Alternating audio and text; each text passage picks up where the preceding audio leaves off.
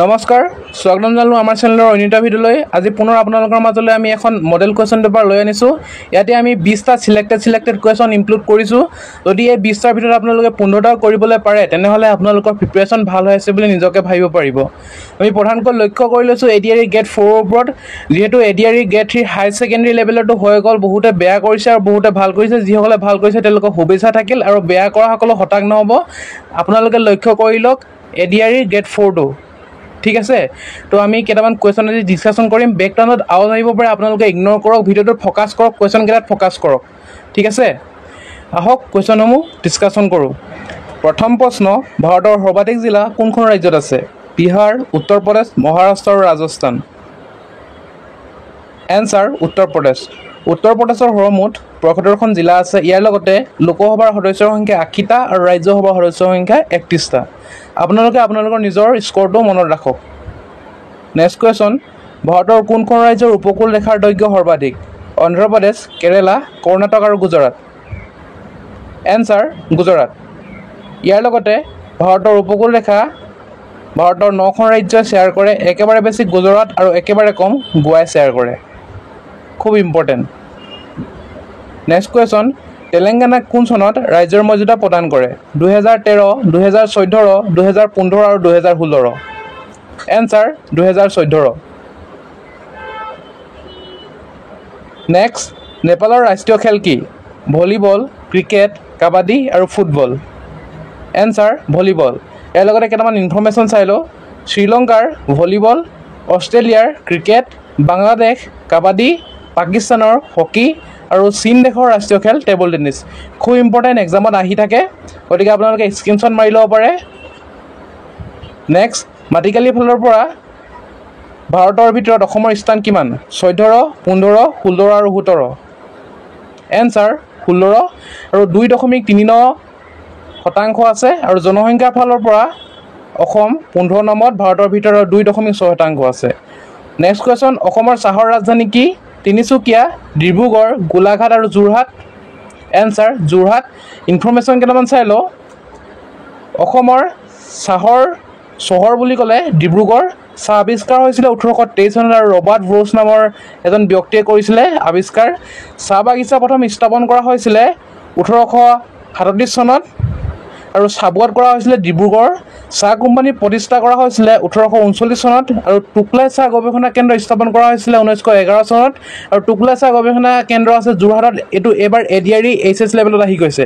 Next, Guwahati চাহ নিলাম কেন্দ্ৰ স্থাপন কৰা হৈছিলে 1970 চনত।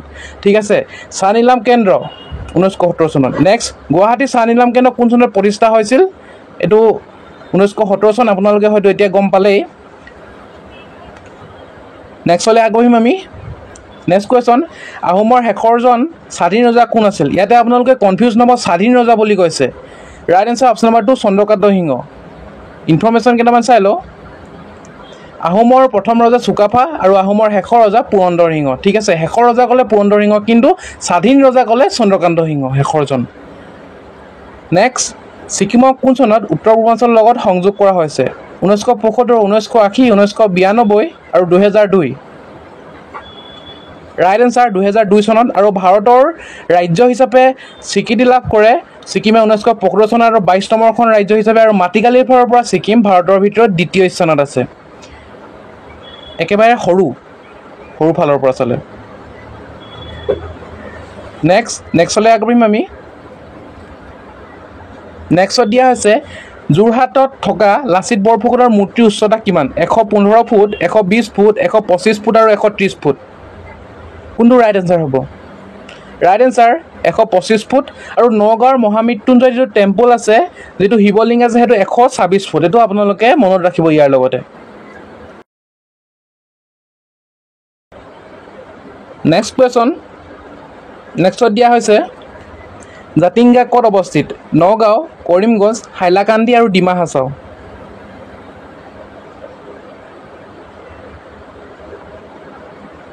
কোনটো ৰাইট এনচাৰ হ'ব? ইয়াৰ right answer option number 4 Dima Hasao. আৰু জাতিংগা কি কাৰণে বিখ্যাত হয়তো আপোনালোকে জানেই, ইয়াত চৰাই আত্মহত্যা কৰে। বিজ্ঞানীবিলাকে চাই আছে কি কাৰণে আত্মহত্যা কৰে, কিন্তু গম পোৱা নাই। নেক্সট, দীপৰ বিলক কোন চনত ৰামচৰ ছাইট হিচাপে ঘোষণা কৰা হৈছিল? 1974, 1992, 2000 আৰু 2002 চন। ৰাইট এনচাৰ 2002 চন।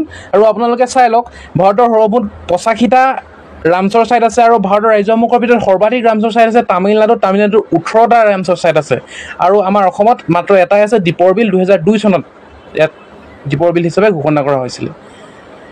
খুব ইম্পৰ্টেণ্ট এক্সামত আহি থাকে। নেক্সটলৈ আগবাঢ়িম আমি। নেক্সট কুৱেশ্যন, কাজি নেমুক কোন তাৰিখে ৰাজ্যিক ফল হিচাপে ঘোষণা কৰা হৈছিলে? এটা টাইপিং মিষ্টেক হ'ল, ক্ষমা কৰিব।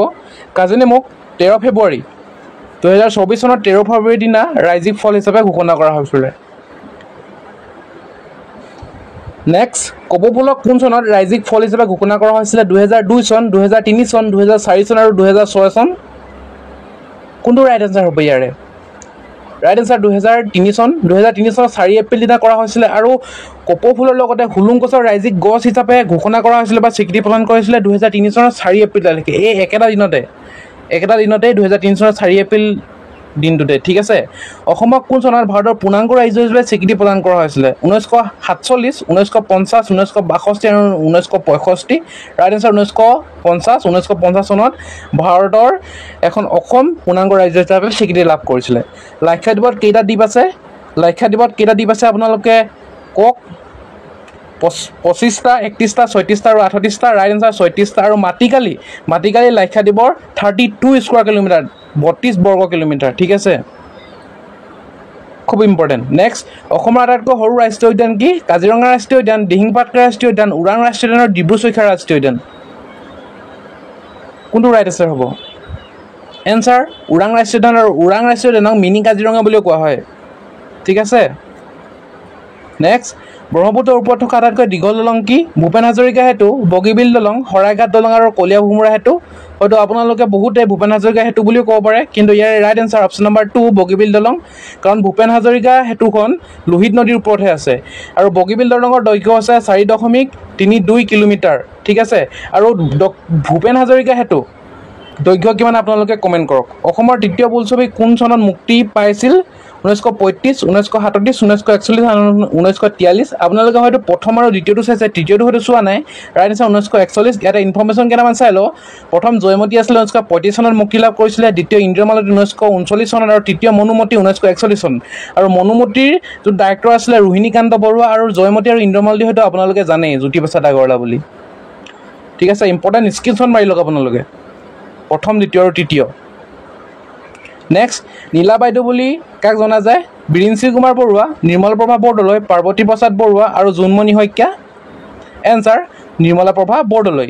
আজি আমাৰ মডেল পেপাৰখনৰ 20টা কুৱেশ্যন ইতিমধ্যে শেষ হৈছে। তো আপোনালোকে 20টাৰ ভিতৰত কিমানটা পাৰিলে কমেণ্ট কৰক আৰু আপোনালোকে অনুমান কৰিব পাৰিছে আপোনালোকৰ প্ৰিপেৰেশ্যন কোনটো ষ্টেজত আছে। তো আপোনালোকে যদি 15টাত কম পাইছে ভালকৈ প্ৰিপেৰেশ্যন কৰক আৰু ভিডিঅ'টো যদি নতুনকৈ চাইছে ছাবস্ক্ৰাইব কৰিব আৰু নিজৰ বন্ধুলৈ শ্বেয়াৰ কৰিব।